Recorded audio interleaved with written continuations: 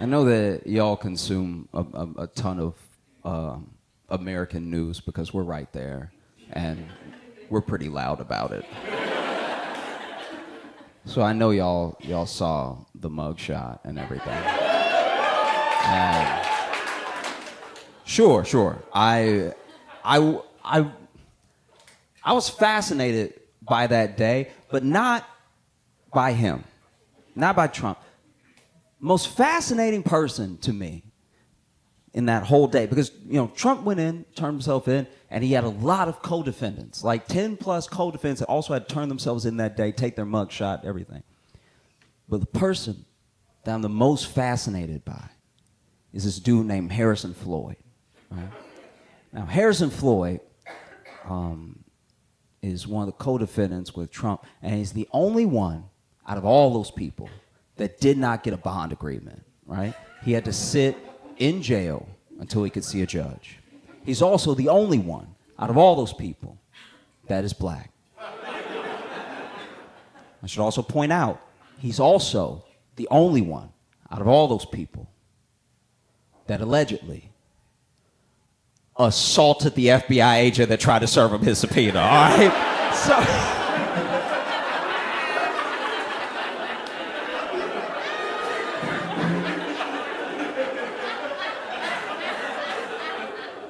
So basically, this dude had to sit in jail because he tried to fight mail, okay?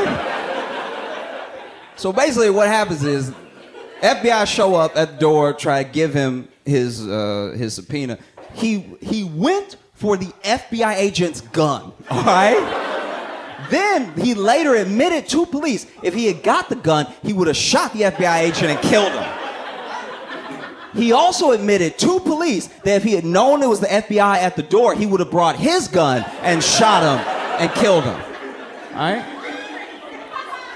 That's what we like to call a thought. All right? What was he thinking? Never in the history of niggerdom has a nigga been this dumb. This is the most insane thing I've seen in a long time. He must have forgot he was black. What could possibly be going through your head? That was so insane. It was so crazy. It even made me feel bad for Trump for a second. Because how does he not have one single normal black fan? Every time one of his fans that's black makes the news is always going through something, It's terrible. Trump has a reputation as a racist, and he always talking about how he's the least racist person you could ever be. I don't know. After this, I'm inclined to maybe believe him. He'd be hanging out with the black people I would never hang out with. Like, truly, I don't know. This dude like a Statue of Liberty for wayward niggas. This is astounding. He's just standing like, bring me your ashy, your dusty, your dumbass masses.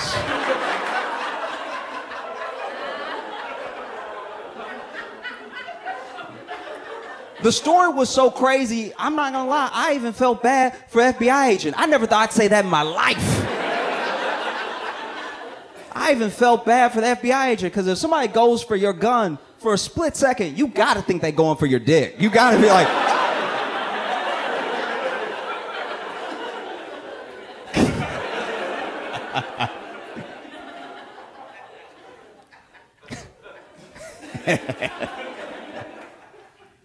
I had this popped in my head out of nowhere. I had this date years ago where we both admitted to each other on the date that for both of us it was our first date in a year. And it was really great. That was such a great thing for us to share, because then we both knew in that moment we were about to be trash. Like, this is... Neither one of us are getting each other's best. We're very rusty.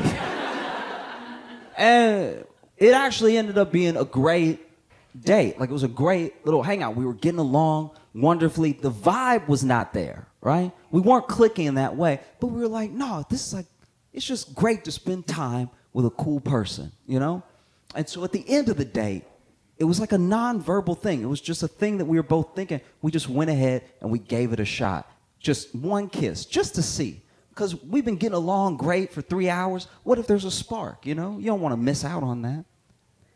And I should mention that she's not just a lovely person, wonderful human. She also has the biggest hands of anyone I've ever met in my life. Her hands were huge, okay? And I'm not coming down on her hands, because I don't know if you noticed my hands since I've been up here, but I could use some more manly digits.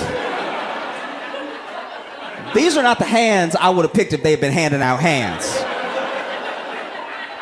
These are piano fingers at best.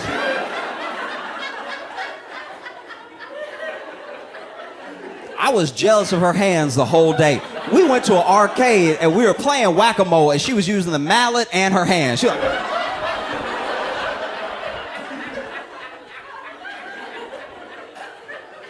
her hands were so strong, she accidentally opened a locked door.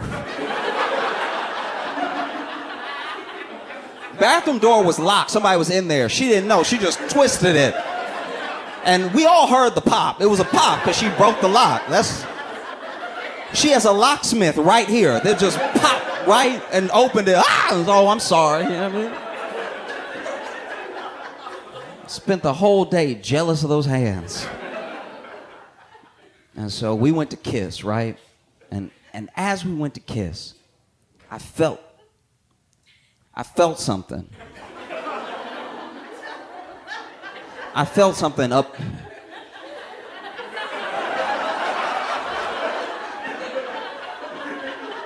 I felt something up the back of my head.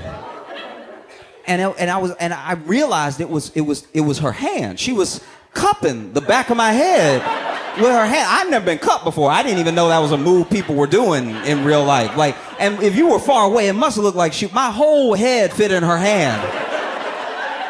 It must look like she was cupping a baby in her hand.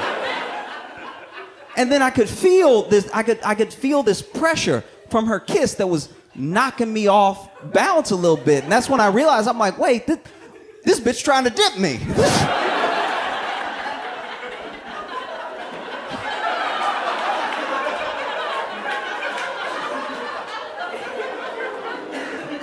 I started fighting the dip. I was like, you ain't gonna dip me.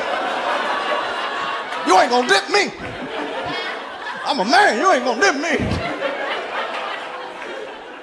Because think about it, if we have this kiss and there's a spark and we start going out, you gotta establish parameters early. If you let her dip you on the first kiss, the first time y'all smash, your legs will be in the air, bro.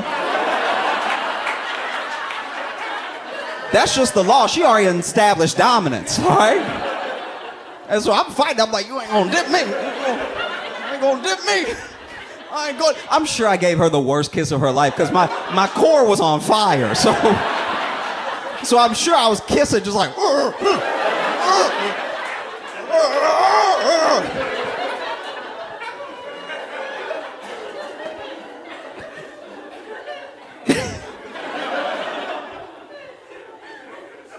I don't know. In those moments of the kiss could have been more than like 8 seconds, but a lot was going on. You know what I mean?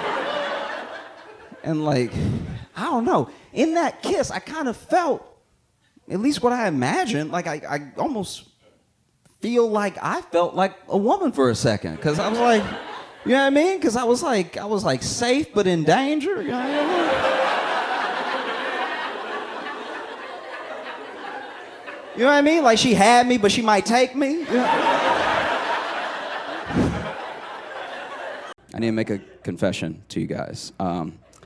I can't see very well. I have bad eyes. My eyes are very dumb. I might as well have 2 feet where my eyes are. That's how useful my eyes are. I actually went to the optometrist, and he sat me down, and he put the thing in front of my face. I don't know what it's called, but it's the thing from the Justin Timberlake album where he like put it in front of, and then he was like, better, worse, better, worse. I was like, oh, it's all bad. Yeah. And he was like, better, worse. I was like, can't you just tell me? He's like, I can't tell you, I don't have your eyes. Just try, better, worse. I was like, none of it's good. And then he put his hands on his knees and exhaled, walked out, and then his nurse walked in and said he rescheduled, and he never did. So my optometrist ghosted me. So my eyes are still very bad.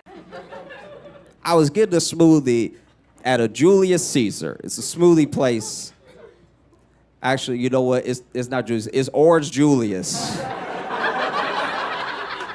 But I couldn't see the sign well until very recently. Someone told me it wasn't Julius Caesar. Either way, I was there, right? I was there, and they put the name of the smoothie in big letters, and they put all the ingredients in little letters. So then I was leaning forward on the counter as far as I could. My stomach was on the counter. I was leaning just to see what was in one of the smoothies that I might like, right? So then the cashier, she's turned around, she's bent over, she's doing something with supplies. So I'm leaning over the counter as much as I can. But then she stands up, she turns around, and we're nose to nose. And then she limboed on me. She leaned back as far as she could. And I wanted to explain to her, ma'am, I wasn't trying to kiss you, all right? I have very bad eyes. I actually went to the optometrist. He put the thing in front of my face. I don't know what it's called, but it's the thing from the Justin Timberlake album.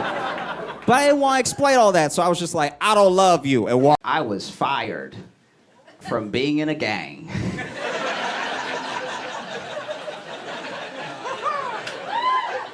They kicked me out because I was too positive.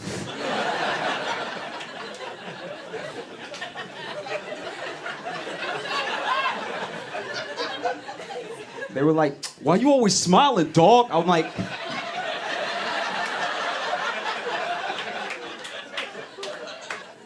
I mean, none of us are dead or in jail, and we're a gang.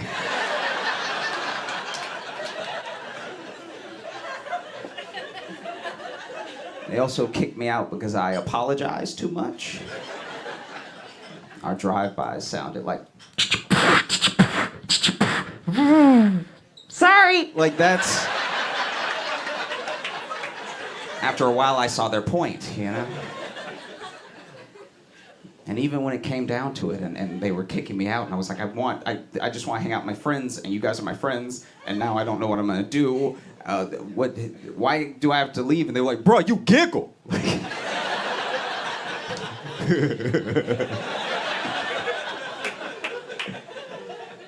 You just like a bad influence, dog. You know what I mean? Like, you over here bringing in puppies and lemonade and like...